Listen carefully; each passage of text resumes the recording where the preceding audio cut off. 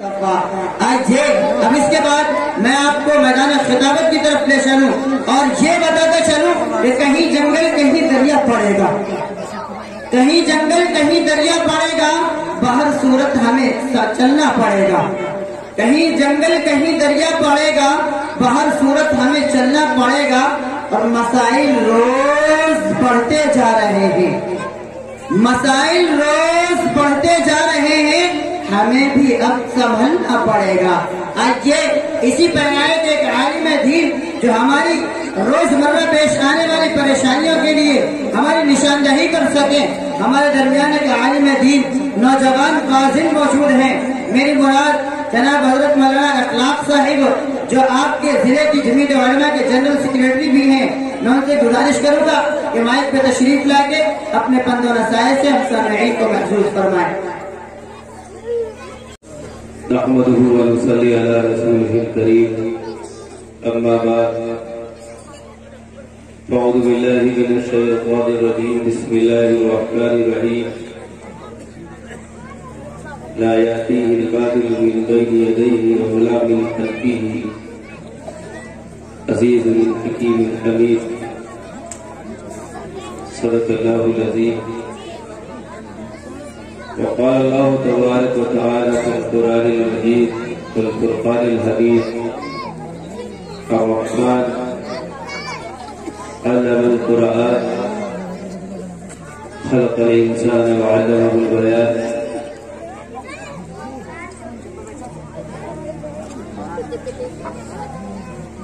وقال في موضع آخر عن أبي هريرة رضي الله عنه قال قال رسول الله صلى الله عليه وسلم يتقارب الزمان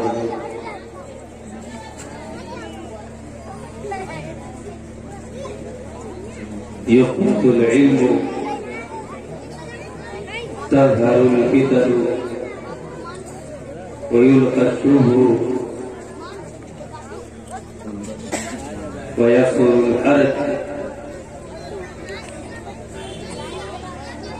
قالوا وما هرج؟ قال القدر، او كما قال عليه الصلاة والسلام۔ محترم بزرگوں اور عزیز ساتھیوں، بہت ہی خوبصورت اس جلسے کی نظامت فرما رہے حضرت مولانا توفیق صاحب قاسمی دعوت برکاتہ، تھوڑا تاخیر سے آئے لیکن جب بھی وہ آتے ہیں اپنی بیداری کا مکمل ثبوت دیتے ہیں، اور ماشاءاللہ انہوں نے اب تک دیا اور مجمع کو جوڑا، اور جس طریقے کا میں مجمع دیکھ رہا ہوں واقعی بہت خوبصورت مجمع ہے، اور اسٹیج پہ بیٹھے ہوئے موقر علماء کرام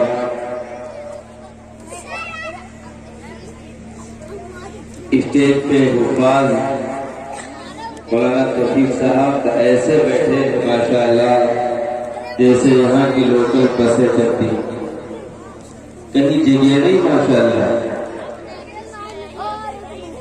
میں آ رہا تھا تو سوچ رہا تھا جگہ ملے گی بھی یا نہیں، خیر یہ اللہ کا احسان ہے، یہ اللہ نے ہماری بستی میں، ہمارے ضلع میں اور اس ملک میں اتنے علماء، حفاظ اور قرآن پیدا فرمائے۔ حضرت اجازت ہے تو عبادت ہے، میں ضلع گونڈہ کے کرشنا پور میں پروگرام میں تھا تو مجھے پتا چلا ان لوگوں کی ضلع لکھیم پور سے ہیں، حضرت آپ کے حافظ عالم تو بہت ہیں، اسٹیج بھرا رہتا ہے، میں نے کہا اللہ کا کرم ہے، کہیں کہیں اسٹیج پہ بیٹھنے کے لیے لوگ تلاش کرتے ہیں، ہمارے یہاں یہ کہنا پڑتا ہے کہ بھائیوں ذرا کھسک جاؤ تو دوسرے احباب بھی آ جائیں۔ اللہ کا بڑا انعام ہے ضلع لکھیم پور میں کہ حفاظ کرام موجود ہیں، اور اس کی قدر کیجیے، ہر گھر میں حافظ قرآن پیدا ہو جائے تاکہ کل قیامت میں ہماری اور آپ کی شفاعت کا ذریعہ بن سکے۔ بالکل صحیح۔ اس جلسے کی صدارت فرما ہے مولانا میری محمد صاحب دعوت عالیہ اور اپنی جلسے کا جو آغاز ہے قاری ظہیر الدین صاحب دعوت سے اور سرپرستی صاحب حاجی عبدالقیوم صاحب کا، مولانا حذیفہ صاحب برابر رابطے میں رہے اور مجھ سے معلوم کرتے رہے کہ کوئی دقت تو نہیں ہے، بالکل انشاءاللہ ہم حاضر ہوں گے اور آئیں گے۔ خیر اللہ نے موقع دیا، میں آپ کے سامنے حاضر ہوں۔ یہ مجمع یہ نیت کر کے بیٹھے کہ انشاءاللہ ہم سنیں گے اور اس پہ عمل کریں گے اور آخر تک سنیں گے انشاءاللہ، آخر تک سنیں گے۔ ہمارے بہت ہی معزز جن کا نسب بھی اہل علم سے ملتا ہے، اعلیٰ خاندان سے، وہ بھی ماشاءاللہ تشریف لے آئے ہیں، ان کا بھی بیان ہوگا، دستار ہوگی۔ یہاں مجھے جو موضوع دیا گیا، میں نے پوسٹر دیکھا اصلاح معاشرہ، اور پھر اس کے بعد دستار بندی کا معاملہ بتائیں گے کہ دستار بندی بھی انشاءاللہ ہوگا۔ اب معاشرے کی اصلاح کا جو تعلق ہے، معاشرے کی اصلاح کا جو طریقہ ہے اور جس طریقے کو میرے آقا نے، آپ صلی اللہ علیہ وسلم نے اس دنیا میں آنے کے بعد اپنایا ہے، کل بھی وہی طریقہ دنیا کے کام آیا تھا، آج بھی جب وہی طریقہ اپنایا جائے گا دنیا کے اندر، آج بھی وہی طریقہ کام آئے گا۔ اب وہ طریقہ کیا تھا؟ اس وقت ضرورت کیا تھی؟ اس وقت ضرورت یہ بھی تھی، اللہ تبارک و تعالی اپنے مبارک گھر کو دیکھتا اور اپنے مبارک گھر کے اندر ایک بت نہیں، دو بت نہیں، 360 بت رکھے ہوئے تھے۔ اللہ یہ بھی حکم دے سکتا تھا، اے میرے محبوب، میری اور آپ کی جو رسالت کا تعلق ہے وہ ان بتوں سے ہے، جاؤ سب سے پہلا کام یہ کرو، میرے پاک گھر کو صاف کر دو ان بتوں سے۔ لیکن بتاؤ کیا اللہ تعالیٰ نے پہلا حکم یہ دیا؟ نہیں دیا۔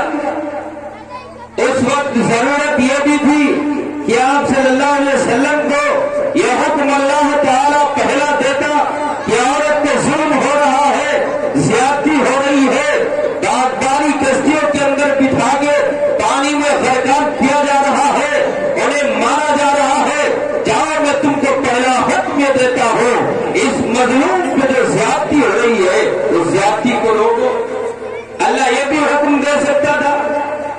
محبوب، ہم سے اور امت سے رشتہ ٹوٹے ہوئے تقریباً 600 سال ہو گئے ہیں، سب سے پہلا کام یہ ہے ہماری اور امت کا جو رشتہ ٹوٹ گیا ہے اس رشتے کو جوڑو۔ یہ بھی اللہ حکم دے سکتا تھا یا نہیں؟ اللہ یہ بھی حکم دے سکتا تھا کہ پڑوسیوں کے حقوق ادا نہیں کرتے ہیں، لوگ پڑوسیوں کے ساتھ زیادتی کرتے ہیں، پڑوسیوں کے حق مارتے ہیں۔ میرے محبوب جاؤ، پہلے پڑوسی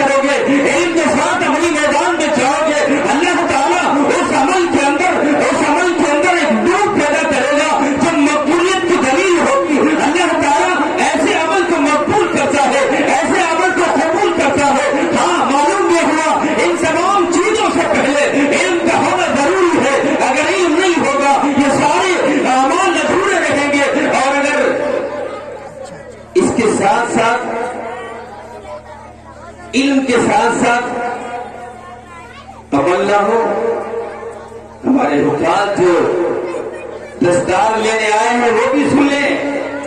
आज जिनको दस्तार मिलेगी, जिस फजीलत को लेकर अपने घर जाएंगे, अपने खानदान में जाएंगे, अपने घर में जाएंगे, अपनी बस्ती में जाएंगे, वो लोगों के लिए हुज्जत होंगे, लोगों के लिए दलील होंगे। अगर कोई बुरा काम ये हुफाज करेगा, अगर कोई बुरा काम ये आलिम करेगा, अगर कोई बुरा काम ये कारी करेगा, लोग हुज्जत बनाएंगे। और उस हुज्जत के साथ अगर दीन से दूर हो गए, अगर दीन से वो दूर हो गए, जैसा कि आज हम देखते हैं, आज हमारे देखने में ये बात आती है, जब भी इन शहरी ताकतों ने, इन यहूदियों ने बात कही कि अगर तुम इस्लाम को जानना चाहते हो दीगर मजहब वाले से, दीगर कौमों से, हाँ अगर तुम इस्लाम को जानना चाहते हो और हम बताएंगे इस्लाम क्या है। जब इस्लाम के जमवाने की बात आती है, इस्लाम के तारीफ कराने की बात आती है, ये हम जैसे सीधे साधे मुसलमानों को खड़ा करते हैं, जिनके चेहरों पर दाढ़ी नहीं है, जिनके जिस्म पे सुन्नती लिबास नहीं है, जिनकी जो है बातों में आफराज़लम जैसी नरमी नहीं है, जिनका कोई अमल हमारे नबी से नहीं मिलता है। यहाँ तक कि अगर हम ये जानना चाहें हमारी कौम मिल्लत में आफराज़लम की सुन्नतें कितनी है, हम जान सकते हैं, देख सकते हैं। हमारे अंदर जो हमारा माशरा है, हमारे माशरे के नौजवान भी कितना ज्यादा दीन पे जो है अमल करने वाले हैं, हमारे बूढ़े भी कितना अमल करने वाले हैं, हमारी औरतें भी कितना अमल करने वाली है, हम देख सकते हैं। जब ये कौमें दावा करती है देखने की, ये यहूदी हमें सामने लाकर खड़ा कर देते हैं, और जब जो दुनिया वाले देखते हैं हाँ ये मुसलमान है, ये तो बहुत देर में सो के उठता है, इसके यहाँ तो तहजीब ये है कि सुबह फजर की नमाज का 9 बजे सो के उठता है, जब सूरज सवा नदी पे आ जाए तब उसकी सुबह होती है, और जब ये शाम होती है 12 बजे रात तक टहलता रहता है, मोबाइलों से खेलता रहता है। हजारों बुराइयां इसके अंदर मौजूद है। अगर ये इस्लाम है, अगर ये इस्लाम के मानने वाले हैं तो हमें नहीं चाहिए ऐसा हमारे अमल से दिल से दूर हो जाते, हम जान भी नहीं पाते, दिन हमसे दूर हो जाते। अगर क़यामत के दिन इन लोगों ने कह दिया ऐ अल्लाह मैं तो दीन में दाखिल होना चाहता था, मैं तो दीन में आना चाहता था, अल्लाह के रसूल ये दीवार थे, इनको मैंने देखा, इनकी सुबह भी देखी सही नहीं थी, इनकी शाम भी देखी सही नहीं थी, इनकी जिंदगी देखी मैंने सही नहीं मिला, मुझे सारा हमारा अखलाकियात पे चला जाएगा, हमारा अपने ज़ाती अमल पे चला जाएगा और वो दीन से दूर हो जाएगा। ये बात अगर अल्लाह से कह दी क्या कहोगे वहां? आज दुनिया जिसका जितना जी चाहता है हमारे इस्लाम के अंदर आके झोलियां भर के जाते हैं, और हमारे पास कोई ऐसी दलील नहीं होती है, हमारे पास कोई ऐसा मुकाबला नहीं होता है, हमारे पास कोई ऐसी बात नहीं होती है कि जो हम ये कहें नहीं। अल्लाह ने ये फरमाया है अगर लोगों को नफा नहीं पहुंचाओगे, लोगों को फायदा नहीं पहुंचाओगे, हमारा मजहब में कहता है तुम मुसलमान नहीं हो। हमारे यहाँ की मुसलमान ये है, अगर कोई गरीब हॉस्पिटल में भर्ती है, वो जरूरतमंद है इस बात का कि उसकी मदद की जाए, पैसों से उसकी माली मदद की जाए। हमारे मुल्क की रिवायत ये है, हमारी बस्ती की जो है रसूमात ये है, हम चंद फलों को लेकर उसके यहाँ पहुंच जाते हैं। अगर तुम्हारा तरीका ये है राय कि हम 100 रुपए, 50 रुपए, 500 रुपए लिफाफे में रखकर जाके उसके जो है सुनहाने रखकर लगाया, बताओ ये कैसा पैगाम होगा? खुश होगा या नहीं होगा? अगर अपने पड़ोसियों के साथ ऐसा सलूक करने लगे, माशरे की इस्लाह होगी या नहीं होगी? हमारे इस्लाम का तो तरीका यही रहा था, हमारे इस्लाम का तो तरीका रहा था कि लोग देखकर उनके अखलाक को इस्लाम में दाखिल हो जाते थे, वो दावत भी नहीं देते थे।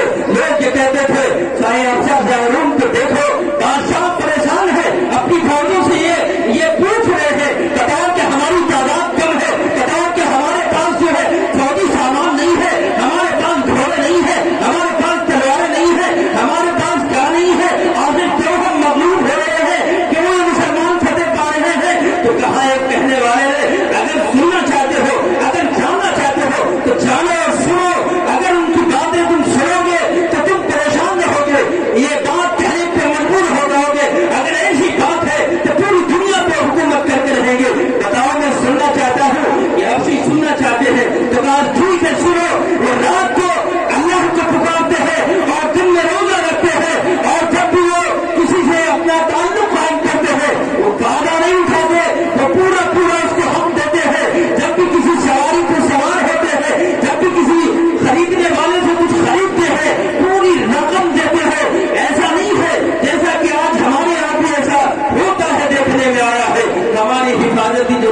ہیں وہ بھی ایسا معاملہ کرتے ہیں، کسی سواری پہ بیٹھا غریب کے پیسے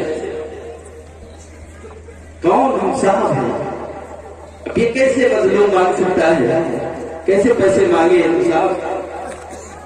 بہرحال یہ ایسا ان کا معمول ہے، ہماری ماں بہنوں کی یہ حفاظت کرتے ہیں، عزت کو جو ہے بچاتے ہیں، اور ہم ہیں کہ رات کو شراب پیتے ہیں، دن میں اس کے نشے میں آ کر ہم میدان جنگ کے اندر جاتے ہیں، اور ماں بہنیں جب دکھ جائے تو ہم ان کے ساتھ زنا کرنے کی ہے وہ خواہش رکھتے ہیں۔ جس قوم کے اندر یہ ساری برائیاں ہوگی، جس قوم کے اندر یہ ساری جو ہے خوبیاں ہوگی، بتاؤ خوبیاں والی قوم غالب نہیں آئے گی؟ یقیناً آئے گی۔ ان تمام خوبیوں کے مالک ہماری ملت اسلامیہ، اور آج ہم 5 وقت کی نماز جو فرض ہے، 5 وقت کی جو فرض ہے وہ بھی ہم سے پڑھی نہیں جا رہی، وہ بھی ہم سے ادا نہیں ہو رہی، مسجد سے اللہ اکبر کی صدائیں آ رہی، اور ہم مسجد نہیں پہنچ رہے، مسجد نہیں جا پا رہے۔ کیا ہے یہ سب؟ کیا ہے؟ کیا تم بغیر عبادت کے، بغیر نماز کے چلے جاؤ گے اسے جیسا؟ کیسے مسلمان ہو تم؟ چاہتے ہو ہمارا محل امریکہ میں ہو، ہمارا کھانا ویڈیوز میں ہو، ہمارا جو ہے رہنا پیروس میں ہو، ہمارا جینا حرم شریف میں ہو، ہماری موت مدینے میں ہو۔ بتاؤ یہ کیسے ممکن ہے؟ تمہاری کیسی خواہشات ہیں، تمہاری کیسی آرزو ہے کہ تم اگر جینے کی بات آتی ہے، غیروں کی بات کرتے ہو، مرنے کی بات آتی ہے تو مذہب اسلام پہ جا کے مرتے ہو؟ کیسی یہ بات؟ کیسا یہ انصاف ہے؟ تمہیں جینا بھی اسی ملت پہ ہوگا، مرنا بھی اسی ملت پہ ہوگا، تبھی تم کامیاب ہو سکتے ہو، ایسے نہیں کامیاب ہو سکتے۔ اسلام کا طریقہ اپنایا، وہ علم کا تھا، وہ اور کسی چیز کے بارے میں نہیں بلکہ علم کے بارے میں آپ صلی اللہ علیہ وسلم نے فرمایا کہ میری رہنمائی جو وحی کے ذریعے سے کی گئی سب سے پہلی وحی علم کی اقرا۔ اور اختلاف بعض مفسرین نے،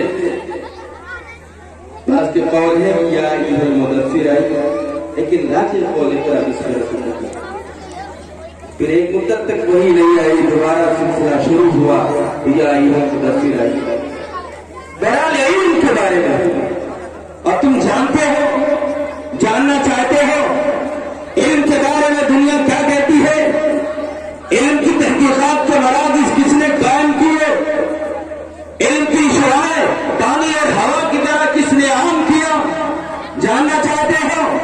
سنو، تمہاری ہماری تاریخ یہ ہے کہ جب دنیا یہ نہیں جانتی تھی سورج کیا ہے، سورج خالق ہے مخلوق ہے، دنیا یہ نہیں جانتی تھی یہ ندیاں نہریں دیوی ہے دیوتا ہے یا ایک نہر ہے اللہ کی مخلوق ہے یا خالق ہے، دنیا نہیں جانتی تھی۔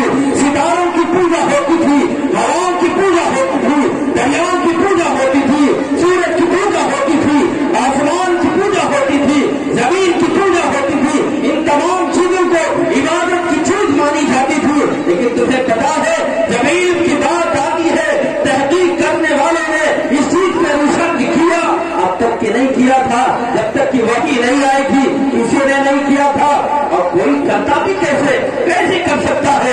اگر تو کوئی خدا کسی چیز کو مانتا ہو، رب مانتا ہو، اللہ کہتا ہو، اور پھر وہ اس کے اوپر ریسرچ کرے، تصدیق کرے، یہ کیسے ممکن ہو سکتا؟ یہ تو ممکن ہو ہی نہیں سکتا کہ ہم کسی کو رب کہے اور پھر اس کے بعد اس کو تصدیق کرے، سرچ کرے، ریسرچ کیسے کوئی کر سکتا؟ لیکن اسلام نے بتایا نہیں، یہ مخلوق ہے، یہ تمہارے خدمت، تمہارے فائدے کے لیے پیدا کی گئی ہے، خدمت کے لیے بنائی گئی ہے۔ دنیا والوں نے دیکھا، ہم اور آپ سب جانتے ہیں کہ ریسرچ کیا اور پھر اس کا جو فائدہ ملا، ہر گھر میں سولر لائٹ لگی ہے یا نہیں لگی؟ ہر گھر میں سولر لائٹ لگی ہے۔ کون اب تک سورج کی جو ہے پوجا کرنے والے کیسے اس پہ کمندے ڈالتے؟ وہ تو مانتے تھے ہمارا رب خدا ہے، اس پہ کیسے کمندے ڈالے، کیسے اسے ریسرچ کرے؟ تسخیر کیسے ہو؟ لیکن جب تسخیر کرنے والوں نے تسخیر کیا تو دنیا والے جانتے ہیں، ہم اور آپ جانتے ہیں، ہر گھر میں سولر لائٹ لگی، معلوم یہ ہوا یہ اللہ کی مخلوق ہے، خالق کوئی اور ہے جو اس نے اس کو پیدا کیا تھا اور ہمارے فائدے کے لیے بنائی گئی۔ اس طریقے سے نہروں کو نہروں سے کاٹ کر جو نہریں بنانے کا کام کیا صحابہ کرام نے دنیا والوں کو دکھایا، یہ ہماری کھیتیوں کی آبادیوں کے لیے بنائی گئی ہے۔ اللہ نے پانی دیا ہے، فصلوں کو اگاؤ اور جیو کھاؤ۔ دنیا جانتی ہے ان نہروں سے خوب فائدہ اٹھایا، ہمارے ہاں اندرا جی نے بھی فائدہ اٹھایا، نہروں کا جال انڈیا کے اندر بھی بچھایا اور ہزاروں کسان اس سے مستفید ہوئے، فائدہ اٹھایا۔ اس طریقے سے ایک ایک چیزوں کے اوپر جاؤ۔ جب قرآن آیا، علم کی بات آئی، اور وہ علم جب سینوں سے سینوں میں چلتا تھا، جب خاندان در خاندان میں منتقل ہوتا تھا، قوم در قوم میں منتقل ہوتا تھا، جب اسلام آیا تو یہ علم ہوا اور پانی کی طرح دنیا بھر میں عام ہو گیا۔ اب کسی خاندان کی وراثت نہیں رہی، کسی ذاتی انسان کا علم نہیں رہا، جس کا جی چاہے علم حاصل کرے، جس کا جی چاہے اس میں آئے اور علم حاصل کرنے کے بعد دنیا کو فائدہ پہنچائے، جس کا جی چاہے۔ اب کوئی ایک خاص برادری نہیں رہی، یہ علم اب اس علم کو حاصل کرنے کے لیے کیسے صحابہ نے قربانی دی، کیسے صحابہ کرام نے اپنے گھروں کو چھوڑ کر آگے آپ کے در پہ پڑ گئے۔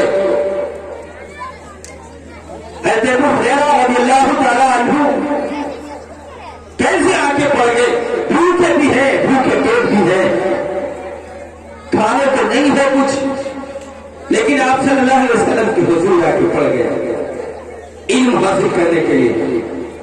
مشہور واقعہ ہے حضرت ابو ہریرہ رضی اللہ تعالیٰ عنہ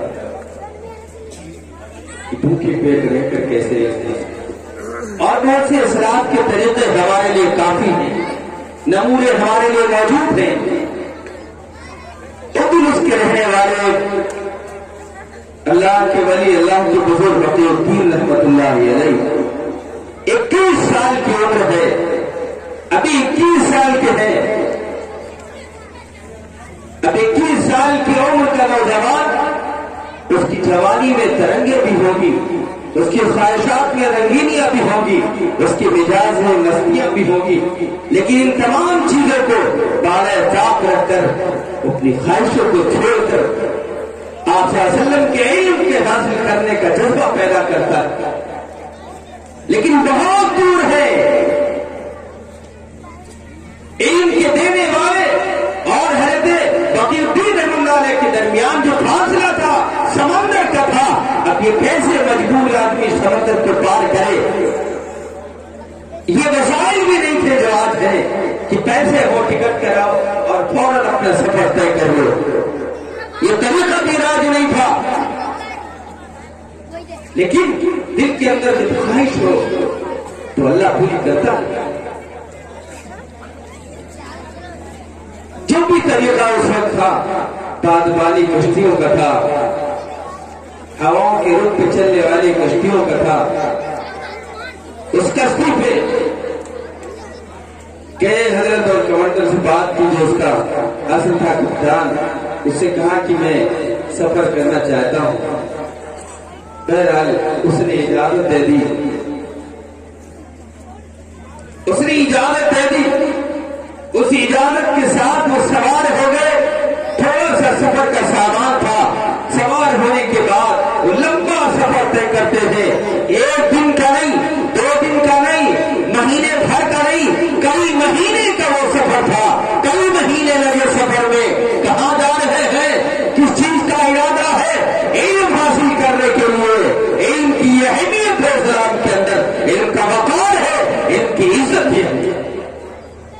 ایسے لوگ علم کو حاصل کرنے کے لیے تڑپتے ہیں، مہینوں لگے سفر میں، اور اس سفر کے درمیان ہفتوں لگ جاتے تھے۔ جب کوئی کشتی ہوا کے رخ سے مخالف ہو جاتی تھی، کشتی کو لنگر ڈال کے روک دیا جاتا تھا، کہیں ہوا ایسی مخالف نہ ہو جائے کہ ہم سب غرق ہو جائیں اسی سمندر میں، کشتیاں روک دی जाती थी। बहरहाल बड़ी दिक्कतें सफर में आई। इस सफर दिक्कतों के साथ सफर को पूरा किया।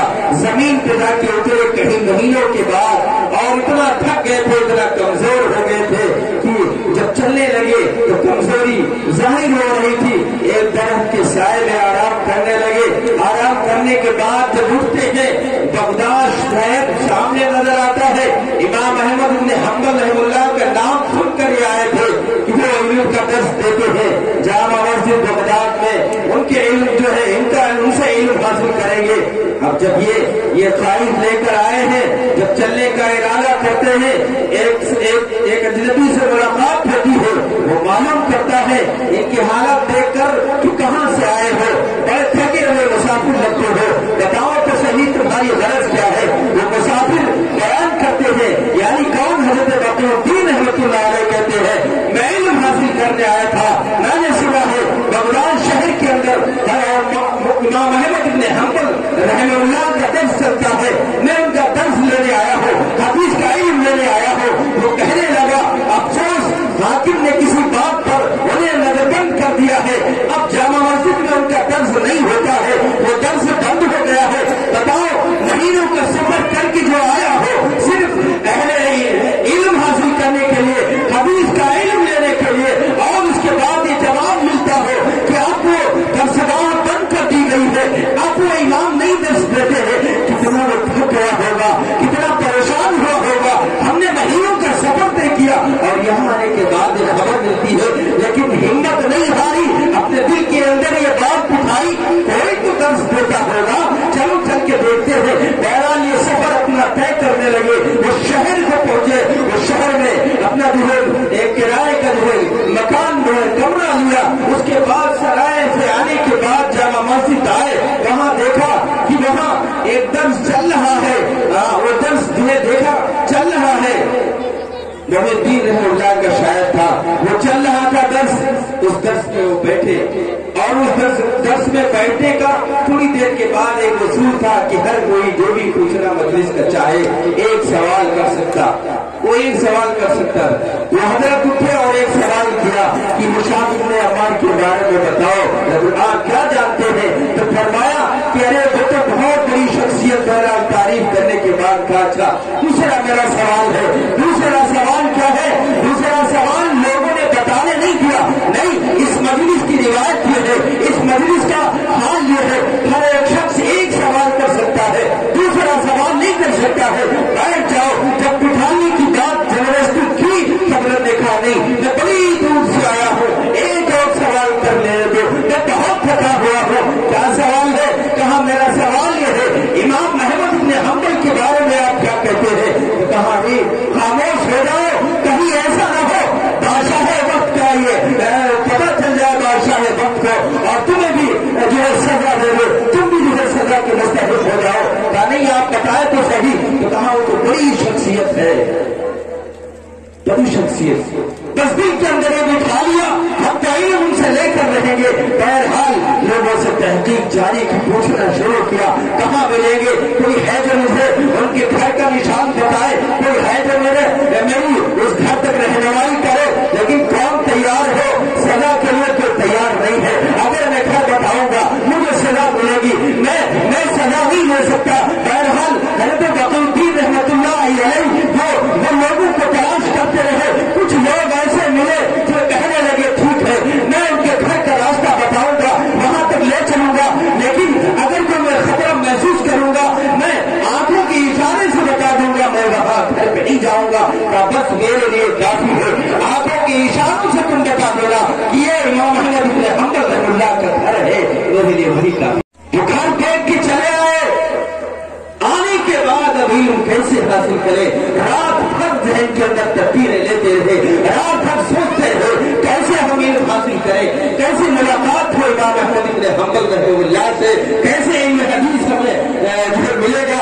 ये रात भर सोचते रहे। सुबह के तब्दील जहन में आई, एक जो है तरीका वो निकाला। वो तरीका ये था कि हम रात को जो है सुबह को दोपहर के वक्त एक भीख मांगने की शक्ल में जाएंगे और फिर वहां भीख मांगते मांगते उस दरवाजे पर पहुंचेंगे।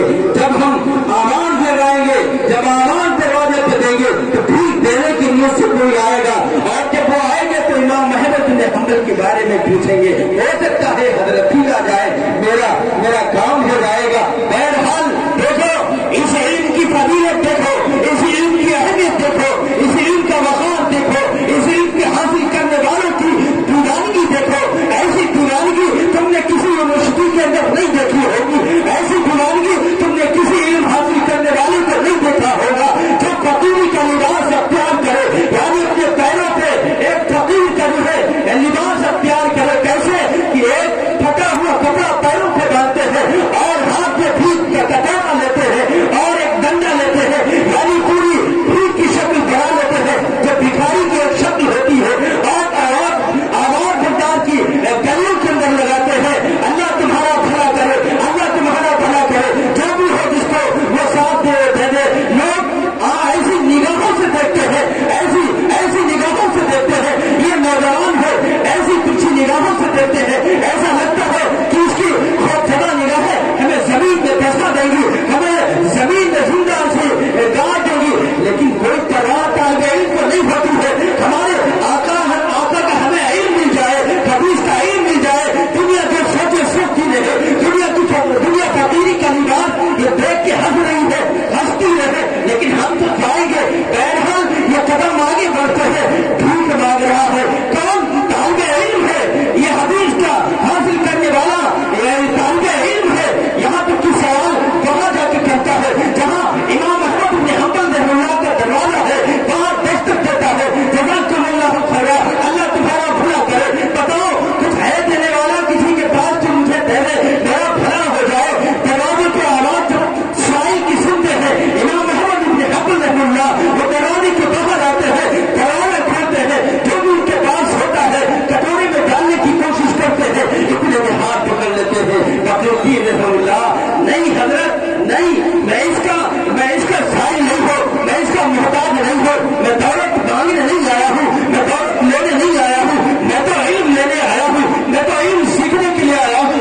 आप मुझे हदीस का चंद जो है चंद हदीस से बता दे, रोज मैं आया करूंगा इसी तरीके से भीख मांगे।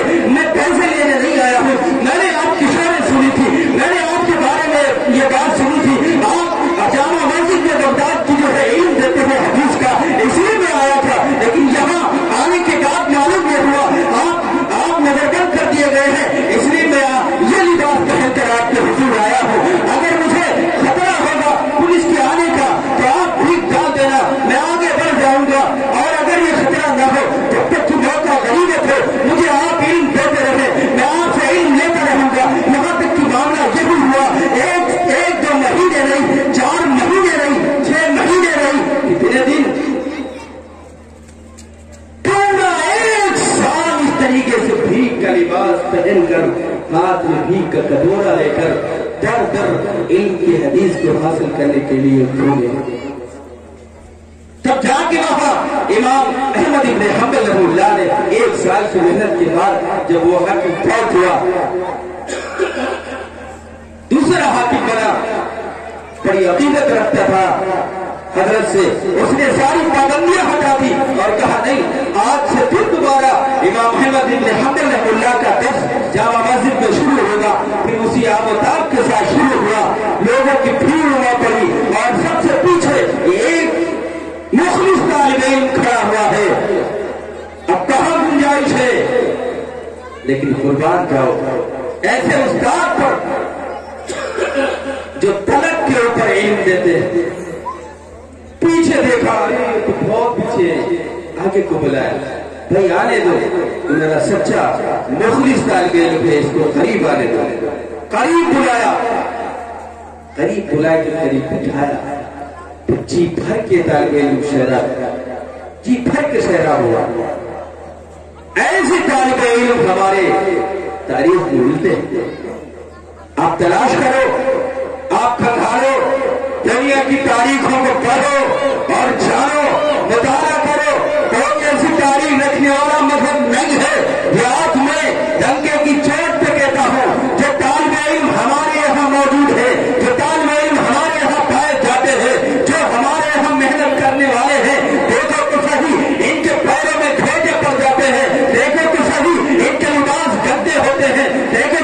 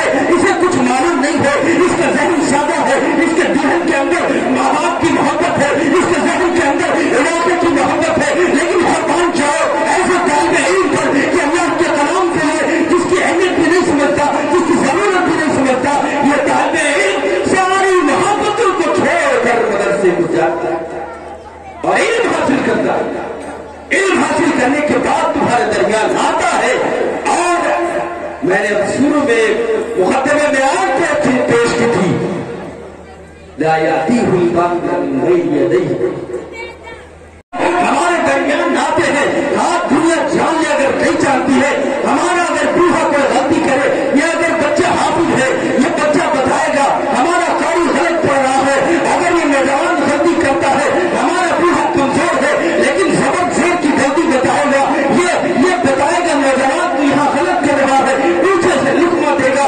معلوم یہ ہوا آج اگر کوئی ملعون ہمارے اس اللہ کے کلام میں ایک نقطے کی کمی کرنا چاہے، ایک زبر کی زیادتی کرنا چاہے، رب الجلال کی قسم نہیں کر سکتا، یہ ہزاروں کی تعداد موجود ہے، یہ اسٹیٹ پہ بیٹھی ہوئی ٹوپیاں جو تمہیں دکھتی ہے، ہندوستان کے جو مدارس دکھتے ہیں، ہندوستان کے جو علماء دکھتے ہیں، یہاں تک کی دنیا میں جو بھی حاملین قرآن ہے وہ جو دکھتے ہیں ان کا معلوم یہ ہوتا ہے دنیا کا کوئی معلوم زبر زیر کم نہیں کر سکتا، اور جو میرا دعویٰ نہیں ہے یہ اللہ کا فرمان ہے، اللہ نے خود فرما دیا اگر کوئی چاہے اس کے اندر کچھ داخل کر دے، وہ انسان ہو تب بھی داخل نہیں کر سکتا، وہ جنات ہو تب بھی داخل نہیں کر سکتا، وہ اگر یہ کہے وَلَا مِنْ خَلْفِهِ، اس کی تفسیر یہ ہے اگر وہ اسلام کا دعویٰ کرنے والا ہو، اگر وہ کہتا ہے ہم لا الہ الا اللہ پڑھتے ہیں، اگر وہ کہتا ہے ہم اپنے بیت کو مانتے ہیں، اگر یہ کہتا ہے میں اللہ والوں سے محبت کرتا ہوں، اگر یہ کہتا ہے میں اللہ پہ ایمان لاتا ہوں، نہیں اللہ نے کہا نہیں وَلَا مِنْ خَلْفِهِ، نہیں یہ شیطان ہے، یہ مذہب ہے، میرا قرآن میں اگر یہ داخلہ کرنا چاہے داخل نہیں کر سکتا، ایک زبر نہیں بنا سکتا، ایک زہر نہیں گھٹا سکتا، یہ میں نہیں میرا رب کہہ رہا ہے، انشاءاللہ قیامت تک جیسا قرآن ہے انشاءاللہ کہ میرا یقین نہیں ہے، یہ اللہ کا فرمان ہے، اور اللہ کے فرمان پہ 100% ایمان لانا ہمارا اخلاقی فریضہ ہے، ہمارا دینی تقاضا ہے، ہم سب ایمان لاتے ہیں اور ہم سب اس سے بیزار بھی ہوتے ہیں۔ کیسے؟ جیسے عبد المطلب ابرہا جب کعبے کو اٹھانے کے لیے آیا، معلوم ہے عبد المطلب نے جا کے کیا کہا، میرے دوست اونٹ ہے مجھے واپس دے دو، جب اس کا گھر ہے وہ خود اس کی حفاظت کرے گا، یہ تو کہا۔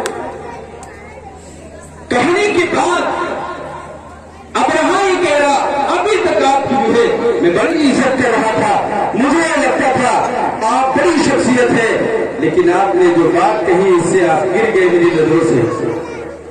خیر وہاں سے آنے کے بعد اللہ کے کعبے کا غلاف پکڑتے ہیں، اللہ کے گھر میں یہ رو رو کر دعا کرتے ہیں، اے اللہ میں کمزور ہوں، میری جماعت کمزور ہے، بہت تھوڑی ہے، اس کا مقابلہ نہیں کر سکتے، اے اللہ تو مقابلہ کر سکتا ہے، تیری ذات مقابلے کے حالت لاک ہے، جس کو چاہے ایک پل کے اندر مٹا دے، اے اللہ میں کعبے کا غلاف پکڑ کر کہہ رہا ہوں، اے اللہ اس گھر کو بچا لے، ان کی آواز جاری ہے، ان کی اس کمزوری ہے، ان کے انصاف ہے، اللہ کی جو ہے اللہ کی جلال کو ایسا جو ہے ایسا ہلایا کہ لوگ ایسے تباہ ہو جیسے پھوٹا۔ علم تر کیف فعل ربک باصحاب الفیل الی آخر کاسفون معقول، ایسے ہو گئے جیسے پھوسا، ایسے معلوم جو ذہن سے کھسک جاتے ہیں، جنہیں معلوم یہ نہیں کہ اس کی حفاظت اللہ کر رہا، کیسے کمزور لوگ ہیں۔ بہرحال میں شاید وقت ہو رہا ہے، میں نے بھی حدیث کا ترجمہ بھی نہیں کیا، میں ادھر بہرحال کہیں بات کرتا رہا، لیکن بہرحال میں آپ سے یاد کر دوں، یہ میں نے آپ کے سامنے قرآن کی آیت پڑھی تھی، اس کے بعد میں نے پڑھا تھا کہ علم القرآن، یہ ایک مخاطب ہے، اور بعد میں خلق الانسان، یعنی تعلیم کا حاصل کرنا پہلے اور انسان کی تخلیق بعد میں۔ جب انسان پیدا ہی نہیں ہوا تو تعلیم کیا حاصل کر سکتا؟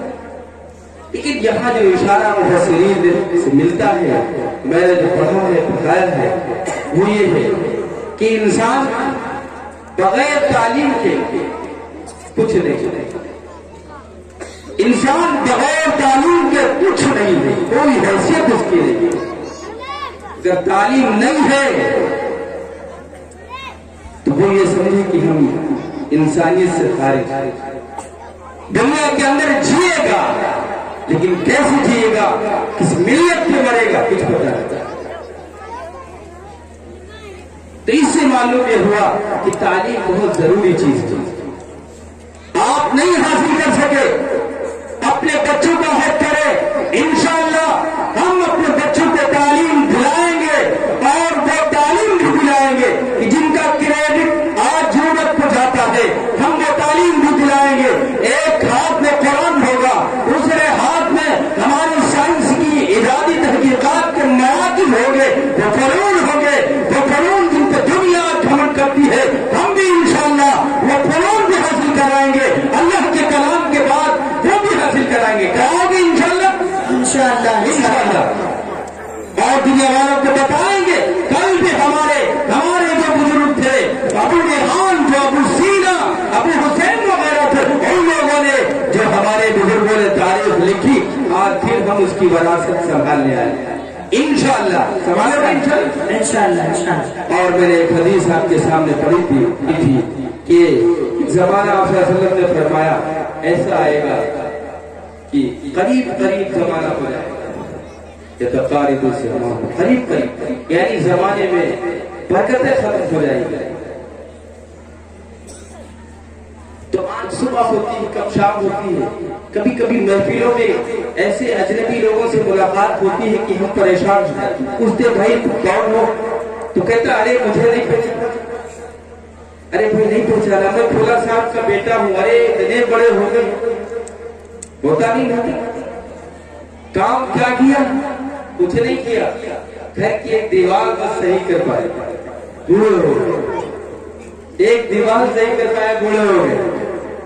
35 साल की उम्र में हमारे बुजुर्गों ने इतनी बड़ी किताबें लिखी हैं। हम जैसे तालिब इल्म चाहे तो पूरा फायदा उठाना नामुमकिन है। दुनिया क़यामत तक की फायदे उन मुख्तसर सी उम्रों से उठा रही है। ये थी उम्र की बरकतें, ये थी उम्र की बरकतें। आप सल्लल्लाहु ने फरमाया जमाना, इसके बाद फरमाया इल्म उठ जाएगा। आप ये भी देख रहे हो, 1-1.5 साल के अंदर जिस तेजी के साथ अल्लाह वाले इस दुनिया से रुखसत हुए हैं, आप सब जानते हो कितनी तेजी के साथ अल्लाह वाले इस दुनिया से रुखसत हुए। फिर इसके बाद आप सल्लल्लाहु अलैहि वसल्लम ने फरमाया बख़ील पैदा होगा लोगों के अंदर, बख़ील हो जाएंगे। माल से ऐसी मोहब्बत होगी कि सामने वाले को जरूरत है, सवाल भी कर रहा है, अल्लाह का वास्ता भी दे रहा है, लेकिन इसके दिल के अंदर रहम नहीं आता। दुनिया की मोहब्बत ऐसी गालिब है कि एक पैसा भी देने को तैयार नहीं है। एक जमाना वो भी रहेगा, आप समझ सकते हो, अपना हाथ देख सकते हो क्या। के बाद फरमाया कितने जाहिर होंगे, कैसे ऐसे कितने नमूदार होंगे, सोचा भी नहीं। जैसे कि अभी मादी करीब के अंदर एक फितरा अभी आया, 26 आयतों को निकालो, ऐसे फितरे आपने सोचा भी नहीं होगा कि कुरान की आयतें हटाने की बात भी कोई करेगा ऐसा। और कौन? जो मुसलमान अपने आप को वो। फिर इसके बाद आप सल्लल्लाहु अलैहि वसल्लम ने आखिरी बात फरमाई, आपस में खून खराबा होगा, हर जगह माहौल गर्द होगा, वो भी नहीं है। अल्लाह हम सबकी हिफाजत फरमाए। ये चंद बातें थी जो मैंने आज आपके सामने रखी, और मैं तो कहता हूँ ऐसे जो फितने आते हैं, वादिए तुमने मुखालिफ से न घबराए आप, ये तो चलती है तुझे ऊंचा उड़ाने के लिए। वाह, अल्हम्दुलिल्लाह रब्बिल आलमीन।